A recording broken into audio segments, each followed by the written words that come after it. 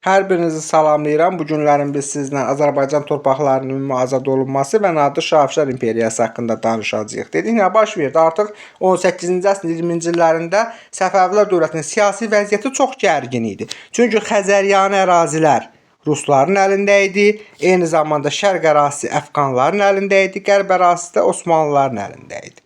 Belə bir vaxtda nə baş verir? Deyirik 1726-cı ildə Nadir xan Əfşar olur ordu komandanı, yəni ordu başçısı olur. Biz bildik də Əfşarları o vaxtı 1-ci Şah Abbas özbəklərlə sərhəddi qorumaq üçün göndərmişdi ora. Və bu da həmin ora göndərilən şəxslərin nəsillərindən idi.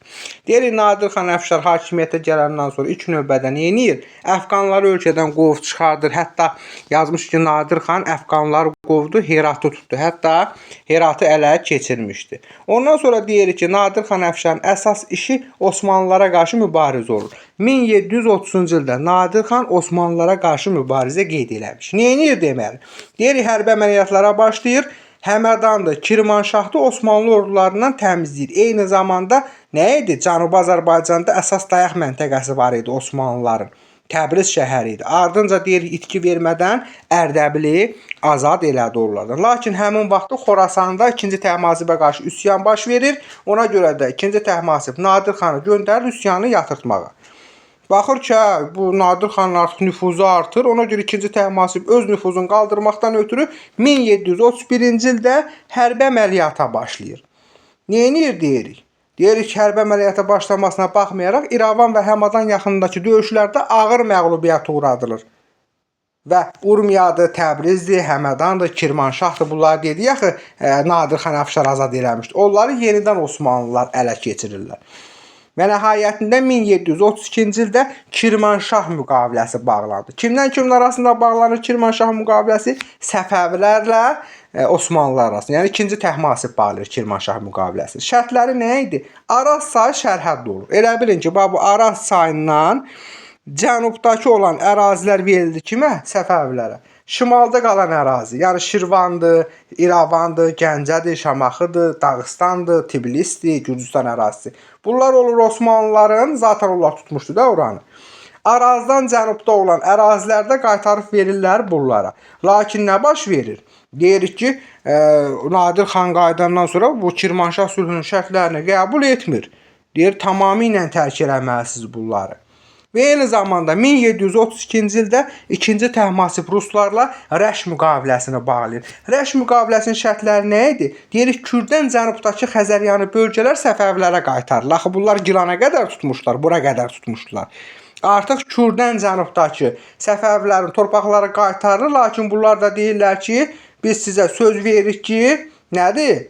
Əbədi olaraq sizlə dost olacağıq. Eyni zamanda Osmanlıları Xəzəryanı bölgələrə buraxmayacağıq. Rus tacirlər də buradan gömrüksüz ticarət edəcək. Yəni gəlib bizim ərazimizdən keçib, gedib Hindistanla ticarət edib qayıda bilərlər. Bu da Rəş müqaviləsinin şərtləridir. Lakin deyirik, nə baş verdi? Nadir xan qayıdır Xorasandan, geniş bir toplantı keçirir. Deyir, bu 2-ci Təhmasib nə etdiyini bilmir. 2-ci Təhmasibi taxtdan salır və 1732-ci ildə kimi çıxardır taxta? 3-cü Abbası. 3-cü Abbas kim idi? 2-ci Təhmasibin oğlu idi. Özü az yaşlı olur. 8 aylıq uşaq olur. Onu çıxardır. Özünün də onun naibi, vəkili təyin edir və başlayır onun adından dövləti idarə eləmək. Yəni faktiki olaraq hakimiyyəti bu ələ alır. İlk növbədə deyirik ki, neynədir? Nadir xan Kirmanşah müqaviləsini ləğv elədi. Və dedi ki, 1723-cü ildən bəri nə qədər torpaqlar tutmusunuzsa, hamısını qaytarın. Hətta deyirik, nə baş verdi? Osmanlı sultanı bunun bu təklifini rədd eləyir. Ona görə də bu hərbi əməliyyatlara başladı. Məsələn, yazmışıq 1732-ci ildə Həmədan və Kirmanşah. Bəli, Həmədan və Kirmanşahı Osmanlılardan azad edir. Eyni zamanda 1733-də Bağdad yazmışıq və eyni zamanda sülhü yazmışıq. Bəli, Bağdad döyüşü baş verir. Həmin döyüşdə Əhməd Paşa var idi. Nə idi? Bağdad hakimi idi da, ondan sülh bağladı. Sülhün şərtləri nə idi? Bağdad sülhünün şərtləri. Heç nə. Osmanlı dövləti son 10 ildə tutduğu, yəni 1723-cü ildən bəri tutduğu bütün torpaqları geri qaytarmalı idi. Amma nə baş verdi? Osmanlı sultanı Bağdad sülhünü təsdiq etmədi. Necə ki, Nadir xan gəlir Kirmanşah sülhünü qəbul eləmir. Onun kimi də Osmanlı sultanı da Bağdad sülhünü qəbul etmədi. Ondan sonra başlayır əməli addımlar atmağa. Neynədir? deyirik ki, ilk növbədə 1734-cü ildə Şamaxını azad elədi. Hətta deyirik ki, Şamaxını dağıdır, əhalisini yeni saldığı yeni Şamaxı vardı. Ağsu şəhərinə köçürür. Niyə? Çünki bunlar o vaxtı Osmanlılara kömək eləmişdi, Səfəvilərə qarşı üsyan qaldırmışdı. Səfəvi-Osmanlı müharibəsi dövründə. Aydın oldu mu? Bəli. Deyirik ki, eyni zamanda həmin vaxtı Səfəvi, bu Şirvan hakimi kim idi? Surxay idi də, Hacı Surxay, Muğan küləyi idi o da, bilinmirdi. Gah o tərəfdə olurdu, gah bu tərəfdə olurdu. O da qaçır Dağıstana. Eyni zamanda deyirik ki, 1734-cü ildə Gəncə şəhəri azad olundu. Qabana da bir dayaq yazmışıq. Nədir bu dayaq? Yəni deyirik ki, Osmanlıların buradakı baş dayaq məntəqəsi idi Gəncə şəhəri. Həmin Gəncə şəhərini 1734-cü ildə Nadir xan bunlardan azad elədi. Daha sonra 1735 Gəncə müqaviləsi. Aha, Gəncə müqaviləsinin Osmanlılarla heç bir əlaqəsi yoxdur. Osmanlıları qoyuruq kənara, Ruslarla danışırıq. Artıq Ruslar gördü ki, Nadir xan Əfşar əməli addımlar atır, o boyda Osmanlını qovur ölkədən. Ona görə də Gəncə müqaviləsi imzaladı. Ruslarla Səfəvilər arasında. Şərtləri nə idi? Rus qoşunları deyir ki, Xəzəryanı vilayətləri tamamilə tərk eləyirik. Eyni zamanda Terekdən cənubdakı Xəzəryanı torpaqları qaytarırıq sənə də. Yəni hansı ərazilər tutmuşuqsa Terekdən bəri həmin əraziləri sənə qaytarırıq. Amma bir dənə şərtimiz var ki, Rus tacirləri Səfəvi arasında sərbəst və gömrüksüz ticarət etsin. Yəni imtiyazlar alsın. Yəni bu formada Gəncə müqaviləsi imzalanır. Ondan sonra əsas işinə qalır tamamilə Osmanlı ordusunu qovub çıxartmaq. Deyirik 1735-ci ildə 3 kilsə döyüşü baş verdi. Həmin 3 kilsə döyüşündə bəli, Nadir xan tamamilə qələbə çalır və Osmanlı qoşunlarını, deyirik ki, Osmanlı sultanı geri çağırdı. Ümumiyyətcə 1735-ci ilin sonunda yazmışıq, tamamilə Səfəvi sərhədləri bərpa edildi. Kim tərəfindən? Nadir xan Əfşar. Bax, hələ ki, şah söhbətindən danışmırıq, xandan danışırıq. Aha, eyni zamanda, bax, bu Suqovuşan qurultayında da xan söhbəti yoxdur.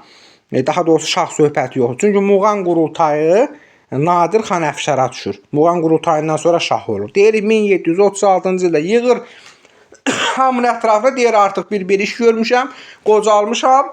Neyinirəm? Mən uzaqlaşıram. Özünüzə adam tapın, hökümdar tapın. Suqovuşan qurultayı. Suqovuşan indiki Sabirabad rayon ərazisində. Orada bir Muğan qurultayı çağırır. Həvzdəki deyirik ki, Ramazan bayramı ərəfəsinə düşmüşdü. Həmin orada müəyyən qərarlar qəbul olunur. Nə qərarlardır? Nadir xan şah elan edilir və Əfşarlar dövləti yaradılır. Yəni bir növ səhv 1501-ci ildə Şah İsmayıl tərəfindən yaradılmış Səfəvilər dövləti nə oldu? 1736-cı ildə tamamilə süquta uğradıldı. Lakin yazmış ki, qurultayda Nadirə qarşı çıxanlar. Bəli, hamı razı deyil idi bu Nadir xanla.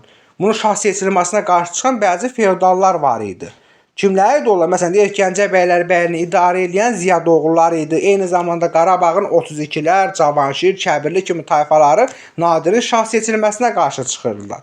Nadir də boş dayanmır, yazmışıq ki, ona qarşı çıxanlara cəza tədbiri. Bəli, cəza tədbirləri gördü. Məsələn, deyirik, ailələrlə birlikdə onları Xorasana sürgün edir. Məsələn, gəlib sonradan xanlıqlar yaradan, məsələn, Qarabağ xanlığı deyirik ki, Xorasandan gəlmişdi Pənahəli xan. Bəli, ailələrlə birlikdə onları Xorasana sürgün edir. Hətta Qarabağ bəylərbəylinin tərkibində var idi. Biz dedik, Şəmsəddindir, Qazaxdır, Borçalıdır. Onları əlindən alır, kimə verir? Gürcü hakiminin tabeliyinə verir. Zaten Gürcü hakimi də Nadir şahın tərkibində idi, biz də onun tərkibində idik. Yəni onun üçün bir problem deyil idi. Bu düzdür ki, gələcəkdə bizim üçün problem yaratdı. Amma həmin dövr üçün o elə bilin ki, eyni ərazilər idi. Bu hamımız onun tərkibində idik. Ona görə rahatlıqla oradan alıb ona verdi, cəzalandırmaq məqsədi ilə. Hətta deyirik ki, bu Qarabağ bəylərbəylinə tabi olan məlikliklər var idi də, biz ondan danışacağıq, xəmsə, beşlik. Onlar da tabeliyindən çıxardır Qarabağ bəylərbəyliyinin və sərbəstlik verdi. Yaxşı, bəs Nadir şah mərkəzləşdirilmiş dövlət yaratmaq üçün hansı islahatlar keçir? Yazmışıq ki, mərkəzləşdirilmiş dövlət yaratmaq üçün tədbirlər. Nə iş görür? Məsələn, ilk növbədə deyirik ki, baş vəzirdir, sədr əzəmdir, bu vəzifələri ləğv elədi. Özünə sadiq olan, özünə yaxın olan adamlara böyük, yüksək vəzifələr verdi. Və hətta nə idi? Deyir ki, hakimlərə nəzarət eləməkdən ötürü xüsusi naiblər təyin eləmişdi. Deyək, bax, paytaxt. Paytaxt haradır? Bu bizim xəritəmizdir. Məşhəd şəhəri oldu nə? Bizim xəritəmizi işarələyirik, bəli. Deyirik ki, Məşhəd şəhəri oldu dövlətin paytaxtı. Yəni bu Nadir Şah Əfşar imperiyasının paytaxtı oldu. Yaxşı, gəlin görək mərkəzləşdirilmiş dövlət yaratmaqdan ötürü başqa hansı tədbirlər görür? Məsələn, deyirik ki, vergi toplamasını nizamlamaqdan ötürü müəyyən işlər gördü. Məsələn, vəzifə bölgüsü aparır, eyni zamanda vergilərin yığılmasında intizamı artırır. Bundan başqa ruhanilərin var dövlətini deyir ki, dövlət xəzinəsinin xeyrinə müsadirə eləyirəm. Və bu əldə elədiyi bütün gəlirlərdə deyirik, əsasən böyük hissəsini ordunun saxlanmasına sərf edir. Çünki böyük ordusu vardı və əsasən də bu ordu işğalçı ordu idi də, mübarizə veşni döyüşlərdə olan ordu idi. Ona görə deyirik ki, bu gəlirlər xalqın mənafi üçün deyil idi, ordunun saxlanılması üçün idi. Neyinir? Deyir ki, ölkəni 3 dənə bəylərbəyliyə böldü. Yəni Azərbaycanı yox ha, ölkəni. Məsələn, Səfəvilərin dövründə Azərbaycan ərazisi 4 bəylərbəyliyə bölmüşdü. Bu opşu ölkəsini 3 bəylərbəyliyə bölür. Məsələn, mərkəzləri haraydı? Bir bəylərbəyli mərkəzi Məşhəd idi, birində Təbriz idi, birində Şiraz idi. Məsələn, Azərbaycan əyaləti yaradır bu. Haraydı mərkəzi? Təbriz idi. Deyirik, hətta qardaş İbrahim xanı da ora başçı təyin eləmişdi. Yaxşı, bu məsələlər aydın oldu. Gəlin görək, yazmışıq ki, iri feodalların nüfuzunu sarsıtmaq üçün də tədbirlər görür. Nə kimi tədbirlər görür? Məsələn, vəqf torpaqlarını dindarların əlindən alır. Eyni zamanda iri feodallar var idi, iri maldarlar var idi. Onların torpaqlarını neynədir? Dövlət xeyrinə müsadirə elədi. Bundan başqa bütün vəqf əmlakı var idi ki, bu dövlət tərəfindən müsadirə olunmuşdu bunun dövründə. Yəni, burada məqsəd nə idi? İri nüfuzlu din xadimləri, iri feodallar, iri maldarlar onları zəiflədirdi ki, neynəsin? Mərkəzi hakimiyyət güclənsin. Hətta deyirik ki, məmurlara torpaq bəxşişi vermirdi. Neyinirdi? Maaşı pul şəklində verdi. Məsələn, biz Dehli Sultanından danışanda demədik ki, Əlaəddin Xələs maaşları pul şəklində verirdi. Eyni zamanda maaşları pul şəklində verildi deyə elə vergilər də pul şəkildə alırdı. Məsələn, Moğol hökmdarı Əkbər Şah kimi. Bu kimi tədbirlər gördü. Yaxşı, Nadir Şahın daxili siyasəti nəticəsi nə olur? Mərkəzi hakimiyyət güclənir, eyni zamanda deyirik, iri feodallardır, iri maldarlardır, eyni zamanda ali ruhanilərdir. Onların da mövqeyi zəiflədi. Yaxşı, Nadir Şahın hərbi islahatı yazmışıq. Gəlin görək, neyinir? Deyirik ki, bax, bu rəiyyəti qulluğa çağırırdı. Bu da nəyə gətirib çıxardırdı? Kənd təsərrüfatına mənfi təsir göstərirdi də bu. Elə bir kəndli əkib becərməlidir. Kəndli də əkini biçini boşlayır, gedir ancaq döyüşlərə. Bu kənd təsərrüfatına mənfi, məsələn, Karl Martel neynədir? Kəndliləri orduya cəlb elədi, amma böyük Karl gələndən sonra dedi, yox, muzlu qoşun yaradıram. Bu kənd təsərrüfatına mənfi təsir göstərir. Bunun da bu hərəkəti elə bu kəndliləri orduya çağırmağı, bəli, kəndlilərin o vəziyyətini daha da ağırlaşdırdı. Bir tərəfdən də ağır vergi siyasəti var idi. Ordusunun əsası nə idi? Deyirik, süvari qoşunlar təşkil edirdi. Hətta orduda neynədir? Zəmburəklərin istifadəsini genişləndirir. Yəni artilleriyanın da istifadəsini genişləndirdi. Və eyni zamanda deyir ki, Xəzər dənizində hərbi donanma yaratmağa çalışırdı. Məsələn, müəyyən dövlətlərlə danışıqlar aparmışdı. Hollandiyadır, Rusiyadır, İngiltərədir. Bunlarla danışıqlar aparır. Bəli, bu kimi işlər gördü. Deyirik ki, bunun hərbi islahatın nəticəsində bəli, güclü ordu yarandı. Amma bunun müəyyən daxili siyasətində müəyyən boşluqlar var idi. Həmin rəiyyətin hərbiyə çağırılması, eyni zamanda ağır vergi siyasəti cəhdi üsyanlara səbəb oldu. Biri var Nadir Xana qarşı baş verən üsyanlar, bir də var Nadir Şaha qarşı baş verən üsyanlar. Məsələn, Nadir Xana qarşı baş verən üsyanlar hansı idi? 1734-cü deyir Astarada baş vermişdi. Eyni zamanda 1734-də Carbala-kəndə baş vermişdi. Yəni bunlar, bundan başqa məsələn, müəyyən ərazilərdə də xan olan zaman buna üsyanlar baş verir. Amma deyirik ki, məsələn, 1737-ci ildə hara getmişdi? Bu Mərkəzi Asiya, Hindistana yürüş edən zaman Carbala-kəndə üsyan baş verdi. 1738-ci ildə. Artıq bu Nadir Şahın dövrünə düşür. Yəni Nadir Şaha qarşı baş vermiş üsyan idi. Carbala-kən üsyanında üsyançıların əsas istinadgahı haraydı? Deyirik, Cingoz qalası idi. Və eyni zamanda üsyançılar şeydən kömək alırdılar, Dağıstanlılardan kömək alırdılar.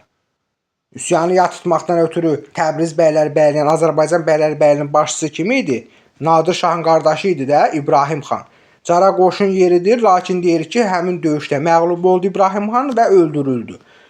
Sonradan qayıdandan sonra Nadir Şah Əfşar 1741-ci ildə çətinliklə də olsa Car Balakən üsyanını yatıra bilmişdi. Bundan başqa həmin dövrdə fırıldaqçılar var idi. Sam Mirzələr özlərini nə bilim adlandırırdılar. Güya bunlar Sultan Hüseynin övladlarıdır. Dediyək o vaxt oldu, əsir götürüb aparadı, ikinci Təhmasib çıxdı taxta. Bunlar da özünü hökmdarı, onların varisi adlandırırlar və deyirlər ki, biz Səfəvi dövlətini yenidən yaradacağıq. Məsələn, 1-ci Sam Mirzə 1743-cü ilin əvvəllərində peyda olur. Deyir ki, mən Sultan Hüseynin oğluyam. Hətta deyirik müəyyən şeylərlə də o Surxay xan deyirdim, sizə Muğan küləyi. Bəli, Surxan xanla ittifaq qurur, deyirik ki, gedir Ağsu şəhərini tutur.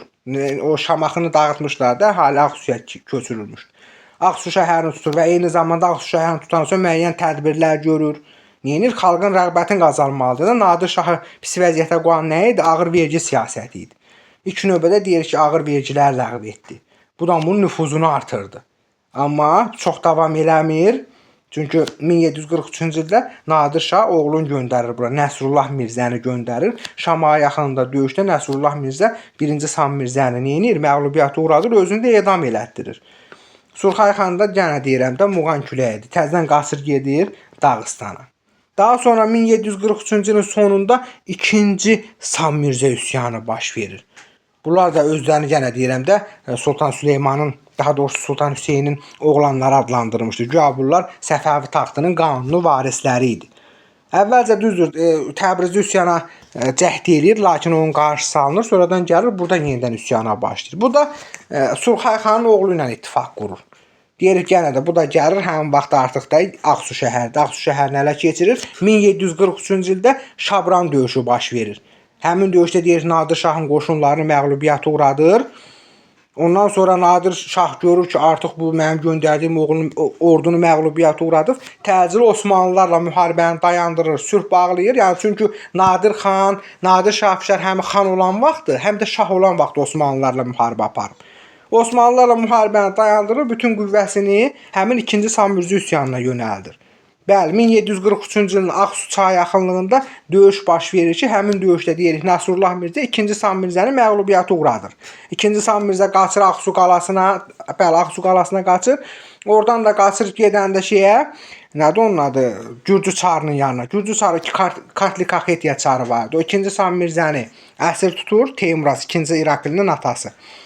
Əsir alır və onu göndərir Nəsrullah Mirzəyə.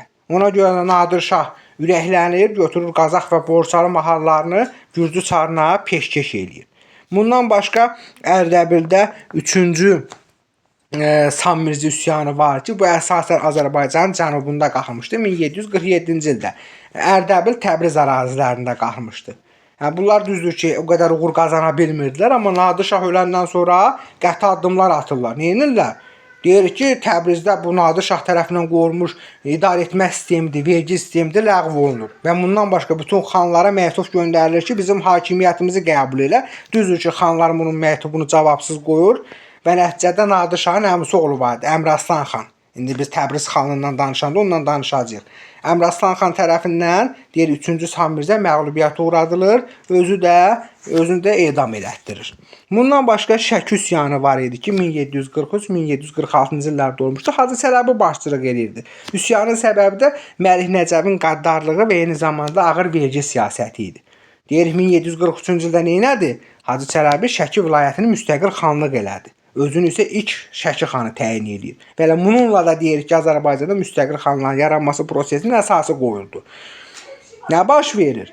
Bunlar deyirik, hətta gələsən görəsən qarasında müdafiə olunurlar. Hətta bir neçə dəfə Nadir Şah bunlar üzərinə hücum edir, lakin tuta bilmir. Bura qarnizon yerləşdirib gedir.